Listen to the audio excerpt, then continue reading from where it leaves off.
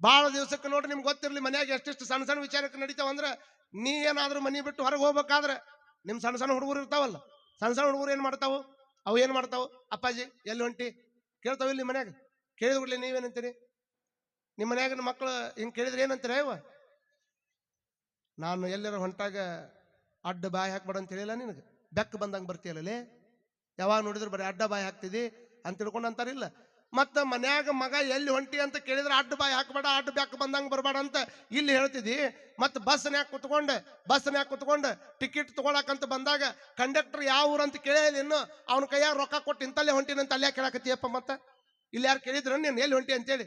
ಅವ ಕೇಳಿದ್ರೆ ರೊಕ್ಕ ಕೊಟ್ಟು ಇಂತಲ್ಲೇ ಹೊಂಟಿ ಅಂತ ಹೇಳ್ತಿದಿ, ಮಗ ಕೇಳಿದ್ರ ಅಡ್ಡ ಬಾಯಿ ಹಾಕ್ಬೇಡ ಅಂತ ಹೇಳ್ತಾರ. ಆದ್ರೆ ಸಂಘದವರು ಅದನ್ನ ಬೇಜಾರಂತರ ತಿಳ್ಕೊಡ್ರಿ, ಚಲೋ ಅಂತರ ತಿಳ್ಕೊಡ್ರಿ. ಒಂದು ಮಾತನ್ನ ಕಟ್ಟು ಆದ್ರೂ ಸಹಿತ ನಿಮಗೆ ಹೇಳಬೇಕಾಗ್ತದ. ನೋಡ್ರಿ, ಇಷ್ಟ ವಿಚಾರ ಮಾಡ್ಕೊಡ್ರಿ. ಸಮಾಜದೊಳಗ ನಾವು ಹೋಗುವಂತ ದಾರಿ ಒಳಗೆ ಬೆಕ್ಕ ಬಂದ್ರೆ ಅಡ್ಡ ಬಂತ್ರಿ ಅಪಶುಕನ ಅಂತ ಕರಿತೀವಿ. ಅಡ್ಡ ಬಂದ್ ಒಂದೇ ಒಂದು ಕಾರಣಕ್ಕ ನಾವು ಹೋಗುವಂತ ದಾರಿ ಒಳಗ ಬೆಕ್ಕ ಅಡ್ಡ ಬಂದಿದ್ದಕ್ಕೆ ಅದು ಅಪಶುಕನ ಹಾಕದ ಅಂತ ಅನ್ನೋದಾದ್ರೆ, ಮತ್ತೆ ಕೆಲವು ಮಂದಿ ಅಡ್ಡ ದಾರಿ ಹಿಡ್ಕೊಂಡು ಸಂಪತ್ತು ಗಳಿಸಿರ್ತಾರ, ಅವ್ರ ಹೆಂಗ್ ಶ್ರೀಮಂತರ್ಕಾರ? ನನ್ನ ಪ್ರಶ್ನೆ ಐತಿ.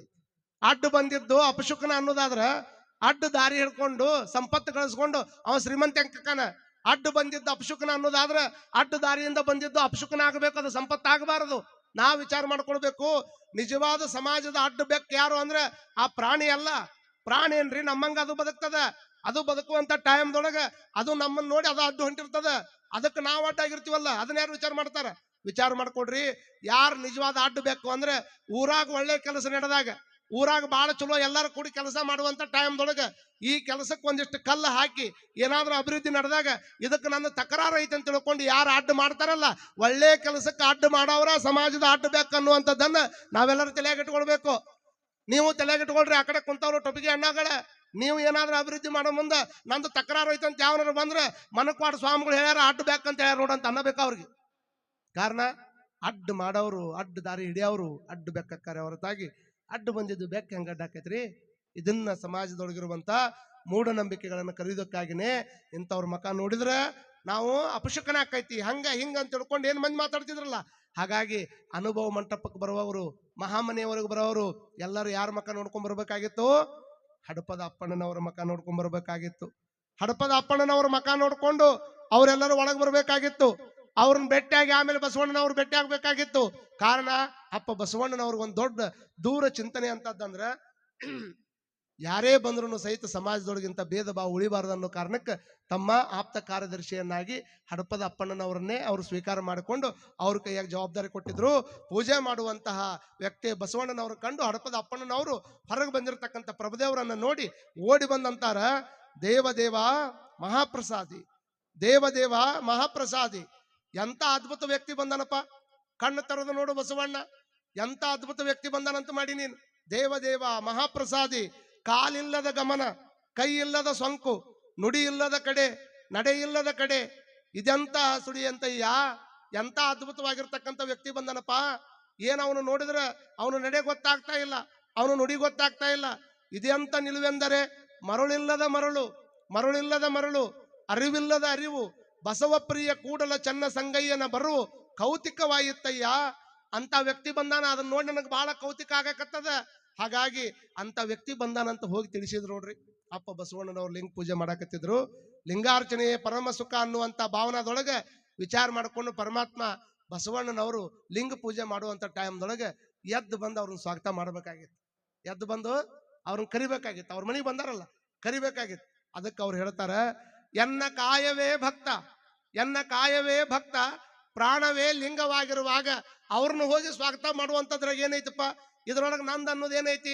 ನಾನು ಈ ಮನೆಯೊಳಗೆ ಕಾಯುವಂತ ಒಬ್ಬ ಆಳಮಗ ಇದ್ದಂಗ, ಆಳಮಗ ಆಗಿರ್ತಕ್ಕಂಥ ನಾನು ಅವ್ರು ಕರಿಬೇಕಂತ ಯಾಕೆ ಅನ್ಕೋಬೇಕು? ಅವರ ದೊಡ್ಡವ್ರು ಅದಾರಲ್ಲ, ಬೇಕಾದಷ್ಟು ದೊಡ್ಡವ್ರು, ಅವರ ಒಡೆಯರಾಗಿರ್ಬೇಕಾದ್ರೆ ನಾನು ಆಳಮಗನ ಕೇಳಿ ಬರ್ಬೇಕಂತ ಅವ್ರ ಯಾಕೆ ಅನ್ನಕತ್ತಾರ? ಹೇಗಾದ್ರು ಮಾಡಿ ಕರ್ಕೊಂಬ ಅಂತ ತಿಳ್ಕೊಂಡು ಮತ್ತೆ ಕಳಿಸ್ತಾರ ನೋಡ್ರಿ. ಹಿಂಗೆ ಕಳಿಸಿದ ಕೂಡಲೇ ಮತ್ತೆ ಬಂದು ಪ್ರಭುವಿಗೆ ಭಿನ್ನವಿಟ್ಟು, ಇಲ್ಲ ನೀವು ಒಳಗೆ ಬರಬೇಕು ಅಂತ ತಿಳ್ಕೊಂಡು ಅವಾಗ ಹೇಳಿದ್ರು ಸಹಿತ ಅವ್ರು ಬರುವುದಿಲ್ಲ. ಅದಕ್ಕೆ ಮತ್ತೆ ಪ್ರಭುದೇವರು ಅಂತಾರ, ಅಂಗದಲ್ಲಿ ಕ್ರಿಯೆ ಇರಲು, ಮಾತಿನಲ್ಲಿ ಅದ್ವೈತವ ನಾಡುವ ಭೃತ್ಯಾಚಾರಿ ಹೀನರ ಮನೆಗೆ ನಾವು ಬರಲಾರೆವು. ಬರೇ ಮಾತಿನೊಳಗೆ ಅಟ್ಟ ಐತಿ, ಒಂದು ಅಂಗದೊಳಗೆ ಬೇರೆ ಐತಿ, ಮಾತಿನೊಳಗೆ ಬೇರೆ ಐತಿ. ಇಂಥ ಮನೆಗೆ ನಾವು ಕಾಲಿಡಂಗಿಲ್ಲ, ನಾವು ಬರಂಗಿಲ್ಲ ತಿಳ್ಕೊಂಡಿರ್ಬೇಕು ಬಸವಣ್ಣ. ಯಾವ್ದಾದ್ರು ಕಕ್ಕುಲತಿಗೆ ಬಂದಿರ್ಬೇಕು ಇವರು, ಇಲ್ಲ ಯಾವ್ದೋ ಒಂದು ರೀತಿಯಿಂದ ಮನೆ ಒಳಗೆ ಕರೆಸಿಕೊಂಡು ಬಂದು ಹೋಗುವಂತ ಜಂಗಮರು ನಾವಲ್ಲ, ಸುಮ್ಮನೆ ಬಂದು ಹಂಗ ಹೋಗುವಂತ ಜಂಗಮರು ನಾವಲ್ಲ. ಅಪ್ಪ ಬಸವಣ್ಣನವ್ರಿಗೆ ಹೋಗಿ ಹೇಳು ಅಂತ ತಿಳ್ಕೊಂಡು ಹಿಡಪದಪ್ಪನವ್ರನ್ನ ಮತ್ತೆ ಕಳಿಸ್ಕೊಡ್ತಾ. ಹೋಗಿ ಹೇಳಿದ್ರು ಸಹಿತ ಲಿಂಗ ಪೂಜೆದೊಳಗನ ಮೈ ಮರೆತಿರ್ತಕ್ಕಂಥ ನೋಡ್ರಿ, ಯಾವ ಬಸವಣ್ಣನವರು ಲಿಂಗದ ಬಾಯಿ ಜಂಗಮವೆಂದು ಅಂತ ತಿಳ್ಕೊಂಡು ಹಾಡ್ತಿದ್ರು. ಎದಕ್ಕೆ ಲಿಂಗ ಅನ್ನುವಂಥದ್ದು ಪೂಜೆ ಮಾಡೋದ, ಜಂಗಮನ ಬರುವಾಗ ಅಂತ ತಿಳ್ಕೊಂಡು ಪೂಜೆ ಮಾಡ್ತಿದ್ರು. ಅಂತ ಜಂಗಮ ಮುಂದೆ ಬಂದು ನಿಂತ್ರು ಸಹಿತ ಅವ್ರನ್ನ ಕರಿಯಾಕ ಹೋಗಲಾರ್ದನ ಅವನ ಹಡಪದ ಅಪ್ಪಣ್ಣನವ್ರನ್ನ ಕರಿಯಾಕ ಕಳಿಸಿರುವಂತಹ ಟೈಮ್ದೊಳಗ ಅವರು ಸಹಿತ ಒಳಗೆ ಬರಲಿಲ್ಲ. ಬರ್ಲಾರ್ದಂಥ ಟೈಮ್ದೊಳಗೆ ಕರ್ಕೊಂಡು ಬಾ ಅಂತ ಹೇಳಿದ್ರು ಸಹಿತ ಅವ್ರು ಬರಾಕ್ ತಯಾರಿಲ್ಲ, ಇವರು ಎದ್ದು ಬರಾಕ್ ತಯಾರಿಲ್ಲ. ಇಂಥ ಟೈಮ್ದೊಳಗೆ ಅಲ್ಲೇ ಇರತಕ್ಕಂಥ ಚನ್ನ ಬಸವಣ್ಣನವ್ರು ಬಂದು ಎಚ್ಚರಿಸ್ತಾರಂತ ಬಸವಣ್ಣನವ್ರಿಗೆ. ಅಂಗದ ಮೇಲೆ ಲಿಂಗ ಉಳ್ಳದೆಲ್ಲವೂ ಸಂಗಮನಾಥನೇ ಎಂದು ನಂಬಿದ ನಂಬಿಕೆಯ ಬಂದ ಶರಣರ ನಿಲುವನರಿಯದಿದ್ದರೆ ತಪ್ಪಿತ್ತು ನೋಡ. ಗುರುವೇ ಸಂಗಮನಾಥ ಮನೆಗೆ ಬಂದಡೆ, ಅಂಗವಿಡಿದು ಮನೆಗೆ ಬಂದಡೆ ಗುಮ್ಮನೆ ಎದುರೆದ್ದು ವಂದಿಸಬೇಕು ನೋಡಯ್ಯ. ಕೂಡಲ ಚನ್ನ ಸಂಗಯ್ಯನ ಶರಣರು ಪ್ರಭುದೇವರು ಬಂದಿಹರು, ಅವರೊಡನೆ ಸಿದ್ದರಾಮ ದೇವರು ಬಂದಿಹರು. ಬಂದು ಬಾಗಿಲಲ್ಲಿ ನಿಂದಿರಲು ಕಣ್ಣರಿಲಿಲ್ಲ ಅಂದ್ರೆ ಏನಾಯ್ತಪ್ಪ? ಕಣ್ಣರಿಲಿಲ್ಲ ಅಂದ್ರೆ ನಡೀತದ? ಕರುಳರ ಅರಿಬೇಕಾಗಿತ್ತಲ್ಲಿ ನಿಂದು. ಇಂಥ ಹೊತ್ನಾಗ ಹಠ ಮಾಡಬಾರ್ದು. ಹೇಳ್ರಿ ಎದ್ದು ಹೊರಗೆ ಬಂದು ಕರಿಬರಿ ಅಂತ ತಿಳ್ಕೊಂಡು ಅವ್ರನ್ನ ಕರಿಯಾಕಂತ ಬರ್ತಾರ.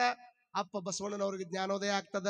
ಜ್ಞಾನೋದಯ ಆಗಿ ಇಂಥ ಮಹಾತ್ಮರು ಹೊರಗೆ ಬಂದು ನಿಂತಾರಂದ್ರೆ ತಡ ಮಾಡೋದು ಬೇಡ ಅಂತ ತಿಳ್ಕೊಂಡು ಲಿಂಗ ಪೂಜೆಯಿಂದ ಎದ್ದು ಹೊರಗೆ ಬಂದ ಕೂಡಲೇನ ಅಪ್ಪ ಬಸವಣ್ಣನವರು ವಾದಕ್ಕೆ ಹೋಗಿರ್ಲಿಲ್ಲ, ವಾದ ಮಾಡುವಂತ ಪ್ರಯತ್ನ ಮಾಡ್ತಿರ್ಲಿಲ್ಲ. ಯಾಕಂದ್ರೆ ಅವರು ಭೃತ್ಯಾಚಾರಿ ಆಗಿದ್ರು. ಎಂತ ವ್ಯಕ್ತಿ ಇದ್ರು ಸಹಿತ ಹೋಗಿ ಪಟ್ನ ಕಾಲು ಬಿದ್ದ ಬಿಡೋರು. ಕಾಲು ಹಿಡ್ಕೊಂಡು ಎನ್ನ ತಪ್ಪು ಅನಂತ ಕೋಟಿ, ನಿಮ್ಮ ಸೈರಣೆಗೆ ಲೆಕ್ಕವಿಲ್ಲ, ಇನ್ನು ಮುಂದೆ ತಪ್ಪಿದನಾದಡೆ ನಿಮ್ಮಾಣೆ, ನಿಮ್ಮ ಪ್ರಮತರಾಣೆ, ಕ್ಷಮಿಸಪ್ಪ ಪ್ರಭುದೇವ, ನನ್ನ ಮೇಲೆ ಯಾವುದೇ ರೀತಿಯಾಗಿರ್ತಕ್ಕಂಥ ತಪ್ಪು ತಿಳ್ಕೊಳ್ಬೇಡ ಅಂತ ತಿಳ್ಕೊಂಡು ಯಾವಾಗ ಪ್ರಭುದೇವ್ರ ಹತ್ರ ಬರ್ತಾರ, ಪ್ರಭುದೇವ್ರ ಹತ್ರ ಬಂದ ಕೂಡ್ಲೇನ ಪ್ರಭುದೇವ್ರು ಹೇಳ್ತಾರ, ಎಷ್ಟು ಚಲೋ ಹೇಳ್ತಾರ ಅಂತಂದ್ರ, ಅಲ್ಲ ಅಂಗವಿಡಿದು ಬಂದಿರತಕ್ಕಂಥ ಜಂಗಮ ಮನಿ ಮುಂದೆ ನಿಂತ್ರು ಸಹಿತ ದೇವ್ರ ಪೂಜೆ ಮಾಡ್ಕೊಂತ ಕುಂತಿಯಲ್ಲಪ್ಪ, ಲಿಂಗ ಪೂಜೆ ಮಾಡ್ಕೊಂತ ಕುಂತಿಯಲ್ಲಪ್ಪ, ಎರೆದಡೆ ನೆನೆದಡೆ ಬಾಡದು, ಹುರುಳಿಲ್ಲ ಲಿಂಗಾರ್ಚನೆ. ಬಸವಣ್ಣವ್ರ ಹೇಳಿದ್ದದು. ಆ ಮಾತನ್ನ ಅವ್ರಿಗೆ ನೆನಪಿಸ್ತಾರ.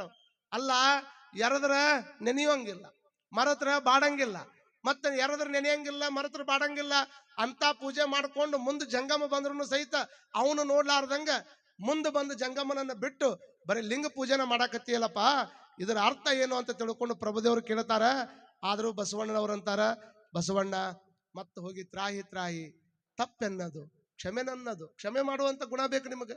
ನಾ ತಪ್ಪು ಮಾಡವನ, ಕಾರಣ ತಪ್ಪು ಮಾಡಕಂತನ ಅದೀನಿ. ತಪ್ಪು ನನ್ನದು, ಕ್ಷಮೆ ನಿಮ್ಮದಪ್ಪ. ಎಡದ ಪಾದದಲ್ಲಿ ಒದ್ದಡೆ ಬಲದ ಪಾದವ ಹಿಡಿವೆ, ಬಲದ ಪಾದದಲ್ಲಿ ಒದ್ದಡೆ ಎಡದ ಪಾದವನ್ನ ಹಿಡಿವೆ. ತ್ರಾಯಿ ತಪ್ಪೆನ್ನದು, ಕ್ಷಮೆ ನಿಮ್ಮದು. ಎಡದ ಪಾದದ ಒದ್ದೆ ಅಂದ್ರೆ ಬಲಗಾಲ ಹಿಡ್ಕೊಂತೀನಿ, ಬಲಗಾಲ ಇಲ್ಲೇ ಒದ್ದೆ ಅಂದ್ರೆ ಎಡಗಾಲ ಹಿಡ್ಕೊಂತೀನಿ. ಹಾಗಾಗಿ ನನ್ನ ಮೇಲೆ ಒಟ್ಟ ನೀ ಏನೋ ತಲೆಯಾಗಿ ತಿಳ್ಕೊಳಕ್ ಹೋಗ್ಬೇಡಪ್ಪ, ಒಳಗೆ ಬಾ ಪ್ರಭುದೇವ ಅಂತ ತಿಳ್ಕೊಂಡು ತನುವ ಬೇಡಿದಡಿವೆ. ಇಷ್ಟ ಅಲ್ಲ, ತನುವ ಬೇಡಿದಡಿವೆ, ಮನವ ಬೇಡಿದಡಿವೆ. ಎಲ್ಲ ಬಸವಣ್ಣವ್ರು ಅಂತಾರ, ಏನು ಬೇಕು ಹೇಳಪ್ಪ ನಿನಗೆ, ಎಲ್ಲ ಕೊಡ್ತೀನಿ ನಾನು. ತನು ಬೇಕಂದ್ರೆ ಕೊಡ್ತೀನಿ, ಮನಸ್ಸು ಬೇಕಂದ್ರೆ ಕೊಡ್ತೀನಿ, ಧನ ಬೇಕಂದ್ರೆ ಕೊಡ್ತೀನಿ, ಆದ್ರೆ ಒಳಗೆ ಬಾ ಪ್ರಭುದೇವ ಅಂತ ಅಂದಾಗ ಅಲ್ಲಮ್ಮ ಪ್ರಭುದೇವ್ರಿಗೆ ಇಷ್ಟು ಸಿಟ್ಟು ಬರ್ತದ. ತನು ಕೊಡ್ತೀನಿ, ಮನ ಕೊಡ್ತೀನಿ, ಇಷ್ಟೆಲ್ಲ ಹೇಳ್ತೀಯಲ್ಲ ಬಸವಣ್ಣ, ಇವನ್ ಎಲ್ಲಿಂದ ತಂದಿಯಪ್ಪ ನೀನು? ಯಾವ ನಿನ್ನ ಓದೋ ಇದ್ರಾಗ? ನಾವು ಮನೆಗೆ ಬಂದಾಗ ಅದನ್ನು ಕೊಟ್ಟಿನಿ ಇದನ್ನು ಕೊಟ್ಟಿನಿ ಅಂತ ಮಾತಾಡ್ತೀವಿಲ್ಲ, ನಾವು ಅದನ್ನು ಕೊಟ್ಟಿನಿ ಇದನ್ನು ಕೊಟ್ಟಿನಿ ಅಂತ ಮಾತಾಡ್ತೀವಲ್ಲ. ಹಿಂಗೆ ಹೇಳಿದಾಗ ಆ ಪ್ರಭುದೇವರು ಅವ್ರಿಗೆ ಹೇಳ್ತಾರೆ, ಮೇರುಗಿರಿ ಪರ್ವತವೆಲ್ಲ ಪ್ರಮತರ ಒಡವೆ. ಅವೆಲ್ಲ ಯಾರು ಒಡವೆ? ಇವೇನು ಮೇರುಗಿರಿ ಪರ್ವತಗಳದಾವಲ್ಲ, ಹಿಮಾಲಯ ಪರ್ವತಗಳು, ಅವೆಲ್ಲ ಯಾರ ಆಸ್ತಿ ಅಂತ ಮಾಡಿ ನೀನು? ಪ್ರಮತರ ಒಡವೆ ಅವು, ದೇವ್ರು ಅವು. ರಜತ ಬೆಟ್ಟಗಳೆಲ್ಲ ಪುರಾತನರೊಡವೆ. ಇವೆಲ್ಲ ಪುರಾತನರೊಡವೆ, ನಿನಕ್ಕಿಂತ ಮುಂಚೆಕ್ಕಿರ್ತಕ್ಕಂಥ ವ್ಯಕ್ತಿಗಳ ಒಡವೆ ಅವು. ಪೃಥ್ವಿ ಎಂಬುದು ಚತುರ್ದಶ ಭುವನವೆಲ್ಲ ಕರ್ತಾರನ ಕಮ್ಮಟ. 14 ಲೋಕಗಳೇನದವಲ್ಲ, ಇವೆಲ್ಲ ಏನಪ್ಪಾ ಅಂದ್ರ ಚತುರ್ವಿಧ ಭುವನವೆಲ್ಲವೂ ಲಿಂಗದೊಡವೆ. ಮರ್ತ್ಯ ಲೋಕವೆಂಬುವುದೊಂದು ಕರ್ತಾರನ ಕಮ್ಮಟ. ಮರ್ತ್ಯ ಲೋಕ ಅನ್ನುವಂಥದ್ದು ಕರ್ತಾರನ ಕಮ್ಮಟ. ಅಚ್ಚಿನ ಮೊಳೆ ಅಂದ್ರೆ ಏನಂತ ಮಾಡ್ರಿ ನೀವು?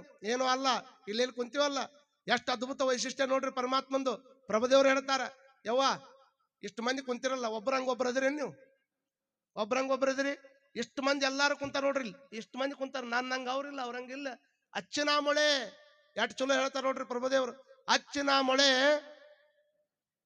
ಬಾಣಸದ ಮನೆ. ಅಚ್ಚಿನ ಮೊಳೆ ಅಂದ್ರೇನು? ಸಕ್ರೆ ಆರತಿ ಒಯ್ತಾರಲ್ಲ, ಯಾವಾಗ ಒಯ್ತಾರ ನಿಮ್ ಕಡೆ? ಈಗ ಸಕ್ರೆ ಗೊಂಬಿ ಮಾಡಿರ್ತಾರಲ್ಲ, ಯಾವಾಗ ಒಯ್ತಾರಲ್ರಿ ಅವ್ನ ಆರತಿ ಮಾಡಕ್ ಒಯ್ತಾರಲ್ರಿ ಅವ? ಏನ್ ಕೇಳಿದ್ರಿ ಹಿಂಗ ಕುಂತ್ರಿ ಮತ್ ಮುಂದೆ ಹೇಳುದಾರ ಹೆಂಗೇನು? ಸಕ್ರೆ ಆರತಿ ಒಯ್ತಾರಿಲ್ಲ ಇವ? ನಿಮ್ ಸಕ್ರೆ ಗೊಂಬಿ ಮಾಡ್ರಿ ನೀ ಇಲ್ಲ? ಸಕ್ರೆ ಗೊಂಬಿ ತಗೊಂಡ್ ಹೋಗಿ ಏನ್ ಮಾಡ್ತಾರ? ಅವ್ರವ್ರ ಮನೆಗೆ ಕೊಡ್ತಾರಿಲ್ಲ. ಸಕ್ರೆ ಒಳಗ ಒಂದ ಐತಿ, ಅವ ಒಂದಿಷ್ಟು ಪಡೆಚ್ಚ ಮಾಡಿಟ್ಟಾನ. ಆ ಪಡೆಚ್ಚ ಮಾಡಿಟ್ಟು ಒಳಗಿನ ಸಕ್ರಿ ಒಳಗಿಂದ ಇದು ನೀರೆಲ್ಲ ಒಂದೇ ಐತಿ. ಪಡೆಚ್ಚ ಹೆಂಗ್ ಮಾಡ್ಯಾನ ಹಂಗ ಹಾಕಿ ಕೊಟ್ಟಾನ. ಆದ್ರ ದೇವ್ರ ಪಡೆಚ್ಚ ಎಷ್ಟು ದೊಡ್ಡದಿರ್ಬೇಕು ವಿಚಾರ ಮಾಡ್ರಿ. ಅದ್ರಾಗ ಒಂದು ಆನಿ ಮಾಡಿರ್ತಾನ, ಒಂದು ಗೊಂಬಿ ಮಾಡಿರ್ತಾನ, ಇನ್ನೊಂದು ಆಕಳ ಮಾಡಿರ್ತಾನ, ಇನ್ನೊಂದು ಮತ್ತೊಂದು ಮಾಡಿರ್ತಾನ. ಆದ್ರ ಪರಮಾತ್ಮ ಎಷ್ಟು ಪಡೆಚ್ಚಿರ್ಬೇಕು ಅವನ ಹತ್ರ. ಎಲ್ಲಿ ಕಣ್ಣದಾವ ಅಲ್ಲೇ ಅದಾವ, ಎಲ್ಲಿ ಕಿವಿ ಅದಾವ ಅಲ್ಲೇ ಅದಾವ, ಎಲ್ಲಿ ಮೂಗಿರ್ಬೇಕು ಅಲ್ಲೇ ಅದಾವ. ಮತ್ತೆ ನಮ್ಮ ಕೈಯಾಗಿರುವಂತ ಫೋನ್, ಐಫೋನ್ ಬಂದೈತಿ. ಯಾವುದು? 17 Pro Max ಈ ಸದ್ಯ ಬಂದೈತಿ ಅದು ಫೋನ್. ಅದ್ರಾಗ ಒಂದು 4 ಆಪ್ಷನ್ಸ್ ಚೇಂಜ್ ಮಾಡಿಬಿಟ್ರೆ ಓಡಾಡಿ ಹೋಗಿ ತೊಗೊಂತೈತಿ ಮಂದಿ. ಇಲ್ಲ ಅಂದ್ರೆ ದುಬೈದಿಂದ ಅದ್ರ ತರಿಸಿ ತಗೊಂತೈತಿ ಮಂದಿ.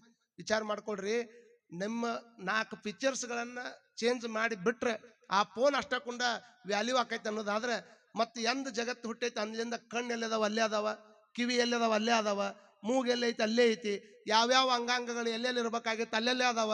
ಮತ್ತು ಅವ ಏನಾರು ತಲೆ ಕೆಟ್ಟ ಎಷ್ಟು ಅಂತ ತಿಳ್ಕೊಂಡು ಇವನ್ನೆಲ್ಲ ಒಂದೇ ಟೈಮ್ದಾಗ ಸೃಷ್ಟಿ ಮಾಡೋದು. ಒಂದಿಷ್ಟು ನಾನು ಏನಾರು ಚೇಂಜ್ ಮಾಡ್ಬೇಕಂತ ತಿಳ್ಕೊಂಡು ಕಣ್ಣು ತೆಗೆದು ಹಿಂದಿಟ್ಟು, ಮೂಗು ತೆಗೆದು ಮ್ಯಾಗಿಟ್ಟು, ಕಿವಿ ತೆಗೆದು ಕೆಳಗಿಟ್ಟು ಇಟ್ಟು ತಯಾರು ಮಾಡಿದ್ನಂದ್ರ ನೀವೇನು ಮಾಡೋರಿದ್ರಿ? ಮೊಬೈಲ್ ತೊಗೊಂಬಂದಂಗೆ ಓಡಿ ಹೋಗಿ ತೊಗೊಂತಿದ್ರನ ಅವನ್ನ? ಸ್ವಲ್ಪ ಏನಾರ ಆದ್ರನ ವ್ಯತ್ಯಾಸ ಆದ್ರೂ ನೋಡಂಗಿಲ್ಲ.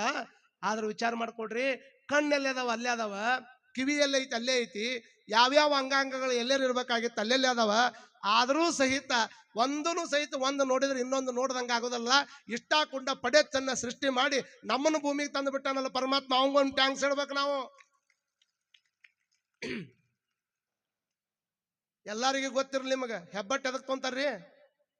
ಎದಕ್ ತೊಂತಾರ ಹೆಬ್ಬಟ್ಟು? ಎದಕ್ ತೊಂತಾರ? ಸಹಿ ತೊಂತಾರಿಲ್ಲ, ಚಲೋ ಸಿಗ್ನೇಚರ್ ಸಹಿ ಹಾಕ್ತಾರ ನೀವು. ಆದ್ರೆ ಹೆಬ್ಬಟ್ಟ ಯಾಕೆ ಇಡ್ತಾರ ನಿಮ್ಗೆ? ಹೆಬ್ಬಟ್ಟು ಯಾಕೆ ತಗೋತಾರ ಅಂತಂದ್ರೆ ಗೊತ್ತಿರ್ಲಿ ನಿಮ್ಗೆ. ಪ್ರಪಂಚದ ತುಂಬ 820 ಕೋಟಿ ಜನಸಂಖ್ಯೆ ಜಾಸ್ತಿ ಐತಿ ಪ್ರಪಂಚದ ತುಂಬನ. ಆಲ್ ಓವರ್ ವರ್ಲ್ಡ್ ನೊಳಗ 820 ಕೋಟಿಗೆ ಒಂದು ವರದಿ ಪ್ರಕಾರ 820 ಕೋಟಿ ಜನಸಂಖ್ಯೆ ದಾಟೈತಿ. ನಾ ಇಲ್ಲಿ ಮಾತಾಡಕತ್ತೀನಿ, ಇನ್ನೂ ಹುಟ್ಟವ್ರು ಇರ್ತಾರ, ಸಾಯೋರು ಇರ್ತಾರ. ವಿಚಾರ ಮಾಡ್ರಿ, ಪ್ರಪಂಚದೊಳಗಿರ್ತಕ್ಕಂಥ 820 ಕೋಟಿ ಜನಗಳ ಹೆಬ್ಬಟ್ಟನ್ನ ಒಂದ ಕಡೆ ಕೊಡಿಸಿದ್ರೆ ಒಬ್ಬರು ಹೆಬ್ಬಟ್ಟಿನಂಗೆ ಇನ್ನೊಬ್ಬರು ಹೆಬ್ಬಟ್ಟಿಲ್ಲ. ಅದಕ್ಕಾಗಿ ಪರಮಾತ್ಮ ಹೆಬ್ಬಟ್ಟಿಗೆ ಎಷ್ಟು ಕಿಮ್ಮತ್ತು ಕೊಟ್ಟಾನಂದ್ರೆ, ನಾವು ಸಹಿ ಪೋರ್ಜಿಗರಿ ಮಾಡಕ್ ಬರ್ತದ, ನಮ್ಮ ಹೆಬ್ಬಟ್ಟು ಪೋರ್ಜಿಗರಿ ಯಾರಿಗೂ ಮಾಡಕ್ ಬರಂಗಿಲ್ಲ. ಇಂಥದ್ದೊಂದು ಹೆಬ್ಬಟ್ಟಿನೊಳಗೆ ಅಂಥದ್ದೊಂದು ದೊಡ್ಡ ತಾಕತ್ತಿಟ್ಟು ನಮ್ಮ ಭೂಮಿ ಮ್ಯಾಗ ಕಳಿಸ್ಯಾನಂದ್ರೆ ಅವ ಎಷ್ಟು ದೊಡ್ಡ ಆತಿರ್ಬೇಕ್ರಿ.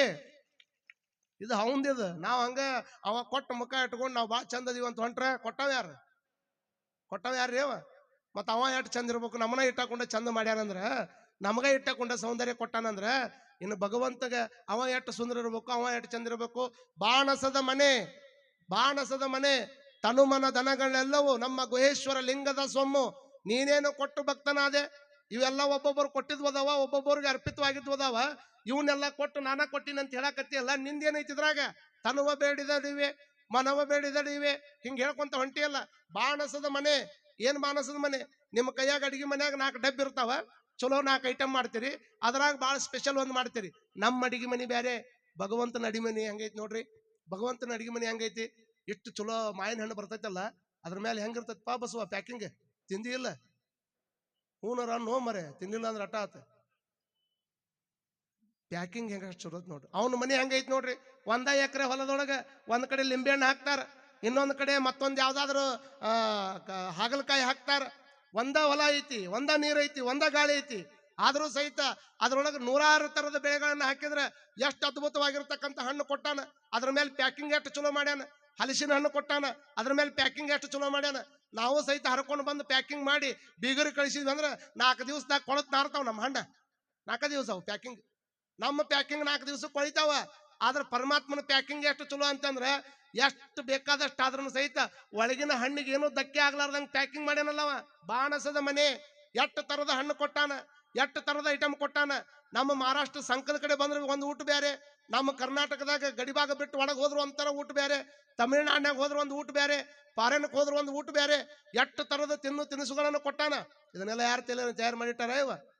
ಅವ ತೊಟ್ಟ ಗೋಧಿನ, ಅವ ಕೊಟ್ಟ ಅಕ್ಕಿನ ನುಣ್ಣಗೆ ತಿರುವಿ ಹಾಕಿ ಅದನ್ನ ರಾತ್ರಿ ನೆನೆಯಕ್ಕೆ ಇಟ್ಟು ಅದ್ರಾಗ ಒಂದೆರಡು ಉದ್ದಿನ ಬೇಳೆ ಹಾಕಿ ಅವನ ಉಬ್ಬಿಸಿ ಇಡ್ಲಿ ಮಾಡಿ ತಿನ್ನವ್ರು ನಾವು.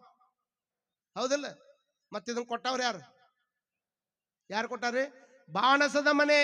ಎಷ್ಟು ತರದ ಮಸಾಲೆ ಪದಾರ್ಥ, ಎಷ್ಟು ತರದ ಅಡಿಗೆ, ಎಷ್ಟು ತರದ ವಿಚಾರ ಇಲ್ಲಿ. ಏನ್ರಿ ನಮ್ಗೆ ಇನ್ನೂ ಎಷ್ಟೋ ಮಂದಿ ಗೊತ್ತಾ ಇಲ್ಲ ಇಂತಿಂತ ಅಡಿಗೆ ಅದಾವನು ಅನ್ನುವಂಥದ್ದು ಗೊತ್ತಾ ಇಲ್ಲ. ಇತ್ತಿತ್ತಾಗ ಎಲ್ಲಿ ಮಟ್ಟ ಬಂದಿರ ಅಂದ್ರೆ ಮ್ಯಾಗಿ ಬಂದು ನಿಂತೀವಿ ನಾವು. ಯಾರು ಕೇಳಿದ್ರು Maggi Maggi Maggi Maggi Maggi.